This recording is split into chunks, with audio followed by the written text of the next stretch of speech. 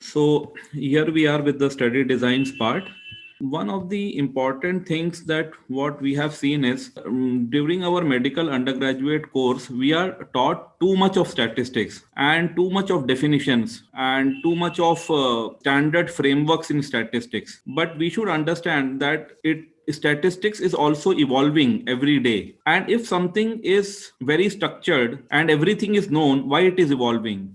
Even study designs are evolving. So the problem is that how to unlearn the redundant things and focus on the things that make the foundation of statistics, so that we all can be ready to learn more and more new things and adjust the new things in the with the knowledge that is available with us. So we will be trying to focus on the generic, the essence of the study designs. So the main question when it comes to study designs is that you have an objective, a research question, an objective, and then you have to decide which study design is appropriate to achieve that particular objective. And you write in one or two words that this is a study design so that everybody understands. Later on, you can write in detail, but you have some standard nomenclatures, as you all might be knowing: cross-sectional studies, surveys, case control, cohort studies, RCT, and so on and so forth. These are certain standard terminologies we day in and day out use. Now, one of the problems that we have seen is that while deciding a study design, designing a study, we find that some researchers, they say, okay, we have one study, we have a research question, and I think I would like to do a case control study for this. Now that is problematic. Or some says, no, I will do an RCT, I have to do an RCT. Or somebody says, no, I have to do a nested case control study here. You can't decide which study design you want to do. You know who decides the study design? The objective decides the study design. So let us shift our focus to objectives, and the objectives will be the foundation on which the study designs will be decided. If for a particular objective cross-sectional survey is appropriate, then you can't use case control or cohort or a randomized control trial. If for some study case control is appropriate, feasible, then you can't use other method of other study designs. So let us be clear that there is nothing like the best study design or the worst study design, that this is the best, this is the worst. No, we always focus on which study design is the most appropriate for a particular research objective in the given circumstances that you or we are working in. So this is the learning objective for the session. Now, can you tell some research question, any research question that comes to your mind that you have worked on recently? Does N-acetylcysteine improve neurologic outcomes in term neonates with hypoxic ischemic encephalopathy? Okay, so A improves B in a particular group of population, right? Correct. Thank you very much. So by looking at the research question, we have to start thinking that in which direction it is going. So as I told you all, that it is not we who decide the study design, it is the objectives which will decide the study design. So this objective, the moment Dr. Nishad mentioned this objective, automatically this objective is choosing its own study design. It is going towards a particular way. So let us see how to begin with. So the first step is whether it is an observational or it is an interventional study. I just have a question for you all. I want to see peptic ulcer. I want to see what is the prevalence of peptic ulcer, how many maybe adults or geriatric age group. So what type of study design will it be? You can type in chat. Observational. Okay. Anybody else? Are we having? I think as soon as we dwell more on the objective, we will be able to decide whether it is observational or interventional. How are we going to find out whether there is an ulcer or not? That will probably decide. Yes. So another thing is, so I will just add some details. So we are doing endoscopy to find out whether peptic ulcer is there or not. We'll be doing this procedure. As per me, it becomes a kind of intervention. Okay. Observation study. Could it not be a diagnostic observational, in the sense this is a gold standard of diagnosis and anyway we are going to do it? So does that merit it being called an intervention? If we are going to alter treatment according to endoscopy, maybe it will be interventional. Otherwise, no. Okay. Purely diagnostic would remain observational.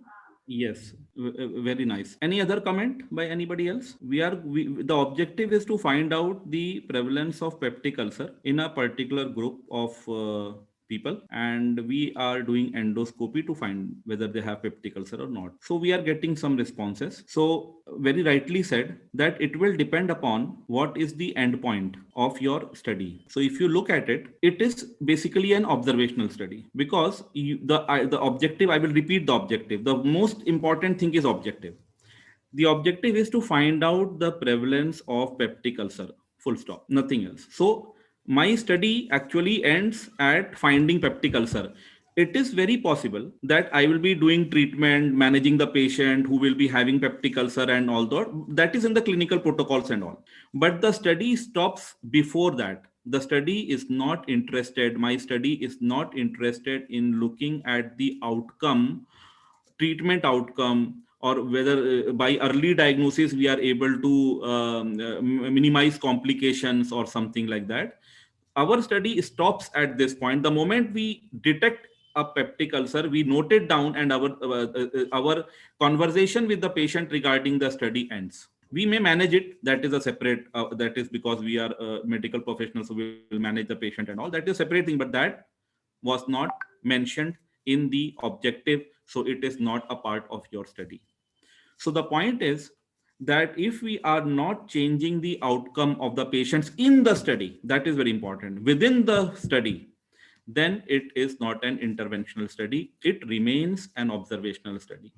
We may carry out certain procedures. The idea to use endoscopy is just that because we can't detect peptic ulcer by our naked eyes.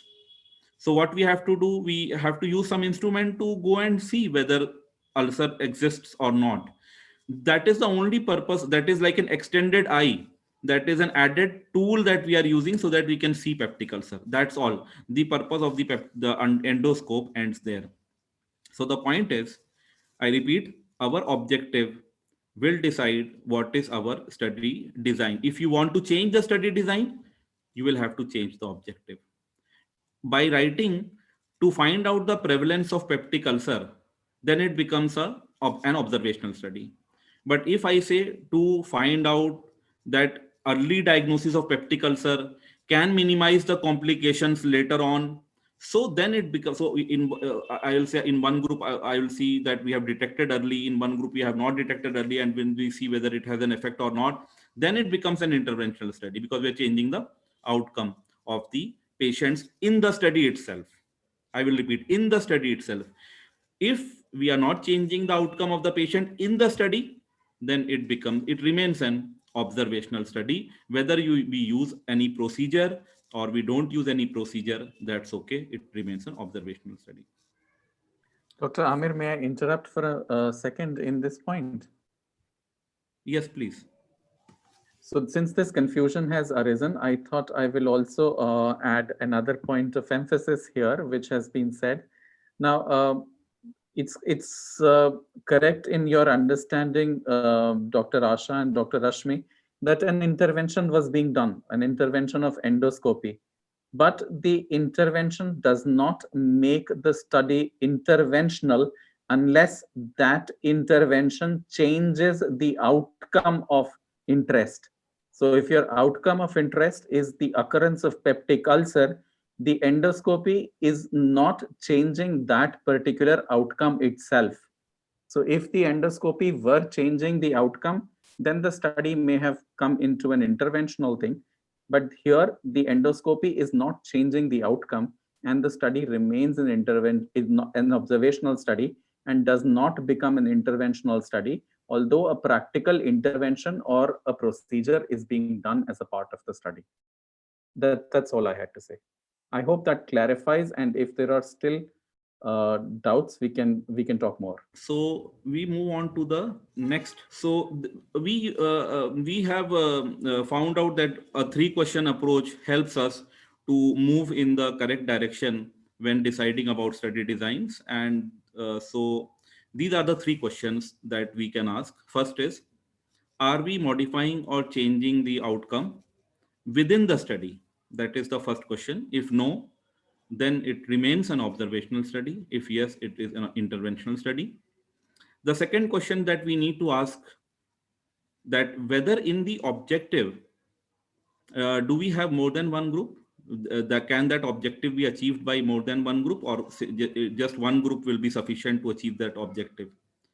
So if it is no, it remains a descriptive study, and if we have more than one group, it becomes a comparative study. These are generic terms, very simple: descriptive and comparative. I am not using any statistical term right now.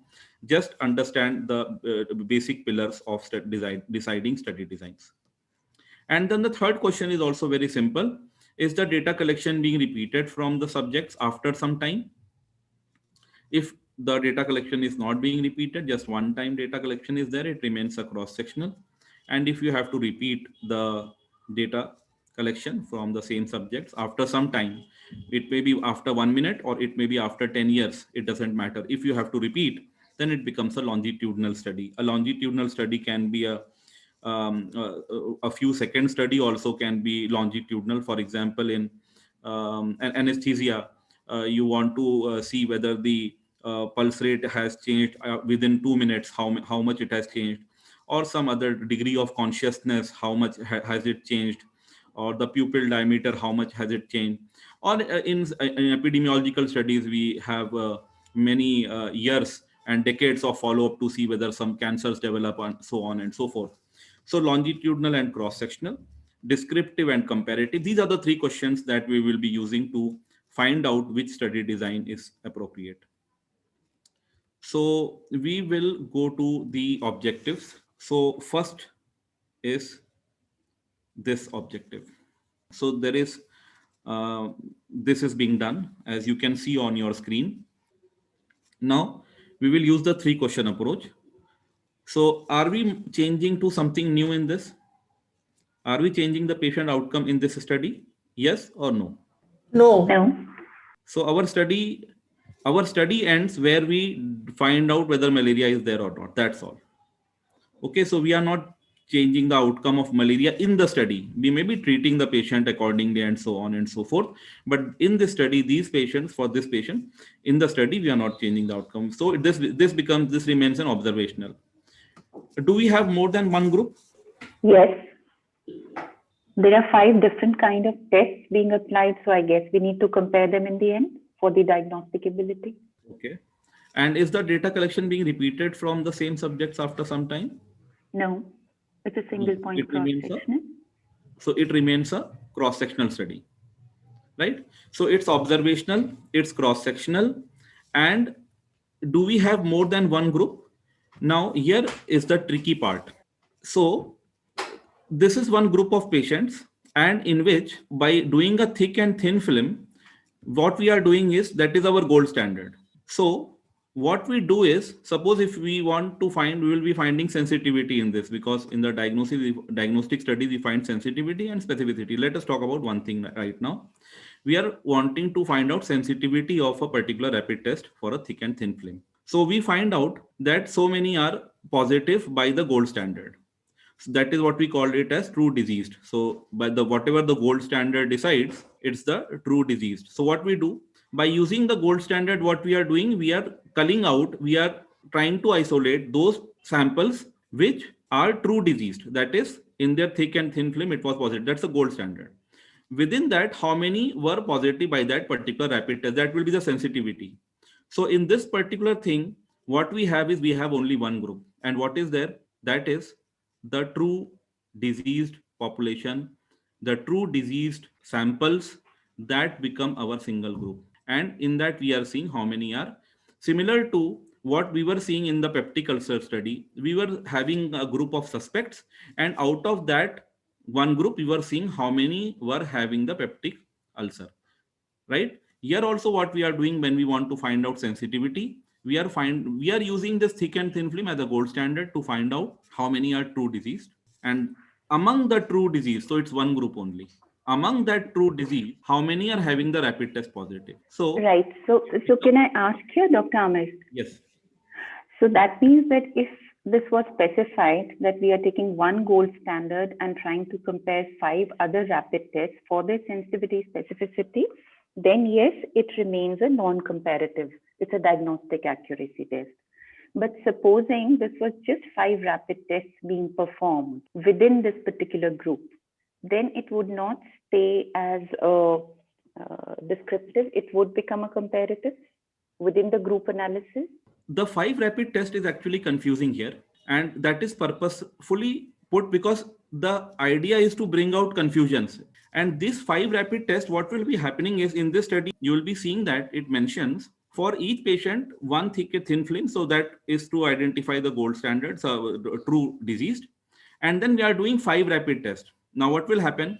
We will get 5 sensitivities belonging to the respective rapid test. It is actually 5 cross-sectional studies. We have not mentioned anywhere that 2 rapid tests will be compared or the sensitivity of the 2 rapid tests or between the 5 rapid tests will be compared. Because it has not mentioned this remains a cross-sectional study. This remains a descriptive study. This does not become a comparative study. Until and unless we mention in the objective that I want to compare the sensitivity of 2 rapid tests in my study, till then it remains a descriptive study. I may perform 2 rapid tests, 3 rapid tests, 5 rapid tests until the intention is not to compare those rapid tests. If the intention is just to find out 5 sensitivities belonging to the 5 respective rapid tests, it remains 5 cross-sectional studies. It does not become a comparative study because one sensitivity is not being compared with the another sensitivity. All the diagnostic studies are basically cross-sectional studies.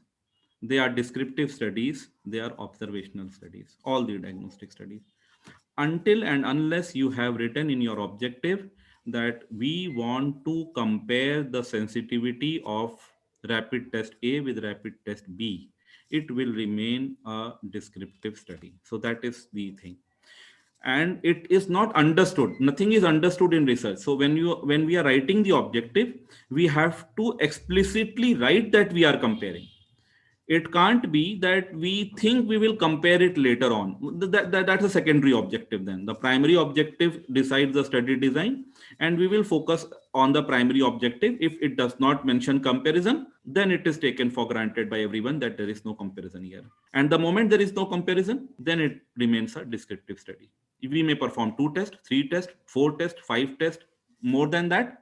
But if the intention is not to compare between the 2 tests, then it remains a descriptive study. So all diagnostic tests, screening tests are all cross-sectional studies. Let us go to the next. So this is an objective. And as I have told, we will be using the 3-question approach. So let us see. Are we modifying or changing to something new? In the study, we are not changing anything. So we have not mentioned in here anywhere that we are changing anything. The outcome, we are not interested that we are doing something and we are seeing whether it changes the outcome or not. So we are just following it and seeing it what is happening. That's all. We are not changing it. Whatever will happen will happen. Will happen because of rheumatoid arthritis only, not because of us or not because of our diagnosis. What will happen because of rheumatoid arthritis. So we are not changing anything here in this. So it remains an observational study. Second, do we have more than one group? No. So only one group is there. So it remains a descriptive study. Is the data collection being repeated after some time? Yes, because we want to, if you want to see the prognosis, you have to see the baseline when the newly diagnosed, and then you have to follow up and see how it turned out, maybe after 1 month, after 1 year, without collecting the data again from the same patient after some time. We can't say what is the prognosis, right? So if we want to see the prognosis or the progress of the disease in that patient, definitely we want to follow up that patient. So it becomes a longitudinal. So for this particular objective, the study design is basically observational, descriptive, and longitudinal. We move on to the next. So for prognostic studies, it's all longitudinal surveys. Now comes the next question. Does mobile phone one exposure cause a disease or not? So how will you approach this particular thing? Now this is an objective. Now for this objective, in order to find out whether mobile phone radiation leads to cancer or not, we have certain ways of doing it. Now, if somebody is not using mobile phone and I say I want to do a study on mobile phone, and I say you take the mobile phone, I will have this, there will be radiation in it, and after 10 years I'll see whether you get cancer or not. Will this be allowed? No. Yes, so this will not be allowed. But So, if the plants here, then we can keep it nearby. If it depends upon what we are studying, like if we are observing or if we want to intervene in keeping a device nearby. I mean, not specifically related to this question as such. right, It's not right. practically possible. So that's a good point, interesting point. So the point is interventional studies ruled out in this. We can't do anything to cause cancer if we want to see whether it causes cancer or not. So we can't do that. So interventional studies ruled out because of ethical reasons. So even if I want, I can't do an interventional study here. The point is this, that the research objective and the feasibility will decide the study design. So here, as you have rightly said, that so we have to change the study design. What we can't do in interventional study because it will be unethical. So what we do, we take one group who has already got cancer, one group which does not have cancer, and then we can see their past mobile phone radiation exposure, and we can compare that, right? Another way is that we can have one group where we see the mobile phone radiation is more, they are using more mobile phone, and another group which is using less mobile phone or not using mobile phone, something like that. And then we follow them for 5 years, 10 years, 20 years and see whether they have. So we are not changing anything to change the outcome. We are just observing those with mobile phone radiation exposure and those without, and then following them, walking along with them for 5 years and seeing what happens. So that there are two ways to approach this particular type of things. So if you start with the disease, cancers and no cancers, and if you compare their exposures, it becomes a case control study. And if you start with the exposure, that is, some people are using mobile phones, some are not using, and then you follow up and see whether in future, sometime in future, they develop cancers or not, it becomes a cohort study. So these are typical things. Are we modifying or changing to something new in the study? Are we modifying something in the study? No. No. We are not No. modifying anything. Whether you use mobile phone, go on using. You don't use mobile phone, you don't use. Whether you have cancers, you have cancers. You don't have cancer, you don't have cancer. So we are not modifying anything within the study.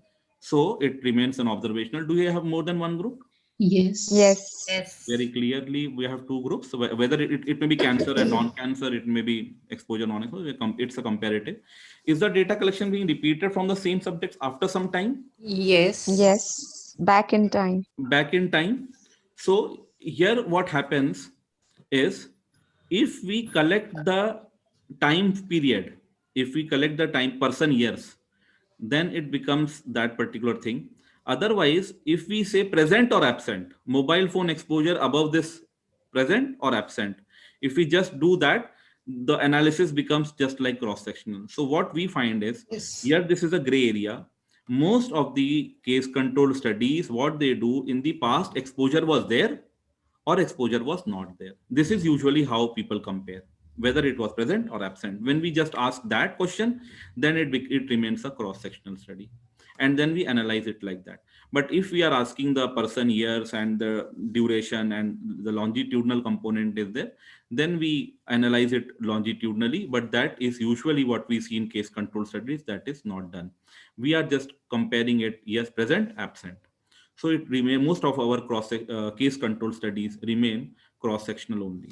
So all case control studies are actually observational. They are comparative.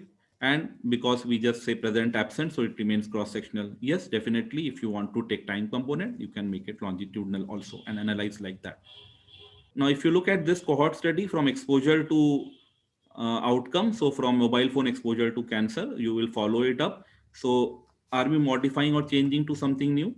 So we are not intending to modify anything related to outcome in the study. Whatever is happening. We are just observing it after 5 years. That's all. So it remains an observational. We have more than one group. Yes, mobile phone exposure and non-exposure. It remains comparative. And is the data collection being repeated after some time? So we are having a group which is having mobile phone exposure, another group which is not having mobile phone exposure. And then we want to see after 5 years or after 10 years whether they're getting cancers or not. So will we have to do follow-up? Yes. Yes, it's obvious. So we have to do follow-up. Yes. Without that, we have to have a baseline, and then we have to have a follow-up. At baseline, we see that those who don't have cancers, we will take that. In other group also will take that. And after 1 year, 5 year, 10 year, whatever, we will follow. So all cohort studies inherently are observational. They are inherently comparative and they are inherently longitudinal. Then we move on to the next question, next objective, this last objective. What is the effect of vitamin D supplementation for severe pneumonia? So what will you do here? So this is the objective. How can you achieve this? Intervention study. There's a definite interventional, yeah. I don't understand interventional study at all. I will just like to see within this framework. It is interventional. There is a comparator group. Number two, second question, there's a comparator group because with supplementation, without supplementation, yes, there will be randomization. Right. Very nice. Ma'am, so see, what is the effect of vitamin D supplementation for severe pneumonia? You have very rightly mentioned. So severe pneumonia. So what we will be doing is we will be having severe pneumonia cases. In one group, we will be giving the vitamin D supplementation. Another group, we will be giving the routine treatment without the vitamin D supplementation. Whenever we are doing an interventional study, it has to be longitudinal only because we want to see the outcome. When we are doing some interventional, we have to see outcome. We can't do cross-sectional study. We cannot do a cross-sectional study and label it as an interventional study. An interventional study, whenever you will intervene to change the outcome, you want to measure the outcome also. So you will have a baseline value and you will have an endpoint value, the outcome, whether it has changed or not, you will want to compare. So what will happen is any interventional study will have to be a longitudinal study. That is why the third question changes to randomization now. So is it an interventional study? Yes, because we want to see whether the severity of pneumonia changes or not after some time by giving that vitamin D supplementation, one group or more than one group. So it can be uncontrolled and controlled. So now it can happen that some may say that we are doing we are having a group of severe pneumonia patients. We are giving them vitamin D supplementation, and then after 1 week we are seeing what is the change. I don't want to compare, even though it is a weak study design, but yes, it happens. So there is a possibility somebody may just say, I will see the baseline, one group only. I'll see the baseline. So 10 patients, 50 patients having severe pneumonia. I will give them vitamin D supplementation. After 1 week, I will again see the severe pneumonia status, whether it has reduced, the severity has reduced or not. So I am doing just a before-after comparison. So before the vitamin D supplementation, after the vitamin D supplementation, that's all. So it is possible that some may do just like that, but most of the times by default, what comes to our mind is the best one, and the best one is that you should have two groups, because then only our study is valid. So we have two groups, but it is not uncommon to find single arm trials also in our published literature. So we should be aware of that also. And whenever we have controlled study, we have one group in which we are giving vitamin D supplementation, one group we are not giving the vitamin D supplementation. How to divide in these two groups? It can be non-randomized, it can be randomized. For example, in some cases, randomization may not be possible for ethical reasons. So one can go for non-randomized trials also. So I have a question here, Dr. Amity. yes, I've often wondered when we talk about controlled trials, like what exactly are we controlling? Does it always refer to a control group, or does it mean that it's a controlled environment? For example, when I'm trying to decide on the definition for diagnosing pneumonia, the criteria, or yes. maybe the dose of vitamin D, is that the control, or is the placebo or the other group the control? Because this is a very frequent thing I've often wondered about. Right. Any comment? Yes, right. We also struggled with this particular question when we were designing this particular framework. The controlled term by certain groups is the controlled environment. I fully agree with you. But at the same time, there are other interpretations also of the term controlled in published literature. Yeah, that is what creates the So there are two schools of thought, and both are available. Here we are using it just for having one group, a comparator group, I should say, a comparator group. So Okay. here we are using that in this terminology in that context. But you are right, a controlled environment is also at places we find that it's a controlled environment that is being referred to, not that control, that comparator group. That you are right.